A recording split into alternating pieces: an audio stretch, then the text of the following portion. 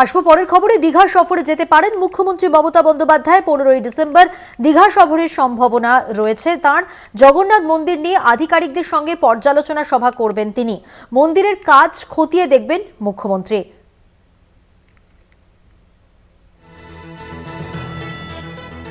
দীঘা সফরে মুখ্যমন্ত্রী মমতা বন্দ্যোপাধ্যায় 15ই ডিসেম্বর নাগাদ দীঘা সফরের সম্ভাবনা মুখ্যমন্ত্রীর। জগন্নাথ মন্দির নিয়ে আধিকারিকদের সঙ্গে সেখানে গিয়ে তিনি একটি পর্যালোচনা বৈঠকে বসবেন। আরও বিস্তারিত জানবো। আমাদের সঙ্গে টেলিফোন লাইনে রয়েছেন আমাদের প্রতিনিধি দেবাশিস সেনগুপ্ত। দেবাশিস, এই যে মুখ্যমন্ত্রী জগন্নাথ মন্দির নিয়ে আধিকারিকদের সঙ্গে পর্যালোচনা করবেন দীঘায় গিয়ে, সে বিষয়ে কি তথ্য রয়েছে তোমার কাছে? ঠিক কবে নাগাদ তিনি যেতে পারেন, তার কর্মসূচি সম্পর্কে সেই সময়? দেখো, এখনো পর্যন্ত নবান্ন সূত্রে খবর পাওয়া যাচ্ছে যে মুখ্যমন্ত্রী মমতা বন্দ্যোপাধ্যায় আগামী 15ই ডিসেম্বর তিনি যেতে পারেন দীঘায়, এবং সেখানে দীঘায় তিনি 15 তারিখে রাত্রে বিকেলবেলা তিনি পৌঁছে বেরাবেন, এবং সেখানে সন্ধ্যেবেলা পৌঁছে পরের দিন 16 তারিখ তিনি জগন্নাথ মন্দিরের প্রস্তুতি তিনি খতিয়ে দেখবেন এবং আধিকারিকদের সঙ্গে তিনি পর্যালোচনা বৈঠক করবেন, এবং কোনখানে কি কাজ, কোন জায়গাটা কি রয়েছে সেটাও কিন্তু তিনি পুরোটাই পর্যবেক্ষণ করবে।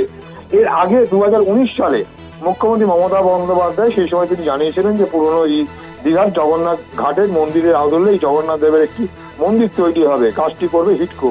পরে অবশ্য মন্দিরের জায়গা নতুন দীঘা এলাকায় স্থানান্তরিত করা হয় বিভিন্ন বন দপ্তরের বেশ কিছু জমির কারণে, এবং রাজ্য সরকার প্রায় 1500 কোটি টাকা 1500 কোটি টাকার ব্যয়ে 22 একর জমিতে এই মন্দিরটি তৈরি করছে। এই মন্দিরটি পুরো জগন্নাথ মন্দিরের আদলে তৈরি, এবং এই মন্দির নির্মাণ কাজে আগামী 2022 সাল থেকে শুরু হয়েছে। পুরীর রথযাত্রার দিন তো এখানে কিন্তু সেই রথ হবে, এবং যা আগামী এর আগেও কিন্তু যে কথা ছিল যে 7ই জুলাই উদ্বোধন হওয়ার কথা থাকলেও তা পিছিয়ে গেছে, কারণ কাজ পুরোপুরি হয়নি। পুরীর মন্দিরের আদলে এর উচ্চতা 65 মিটার, দেখতে পুরো অবিকল পুরীর মন্দিরের মতোই। এখানে প্রতি বছর রথযাত্রা হবে বলে এবং খবর।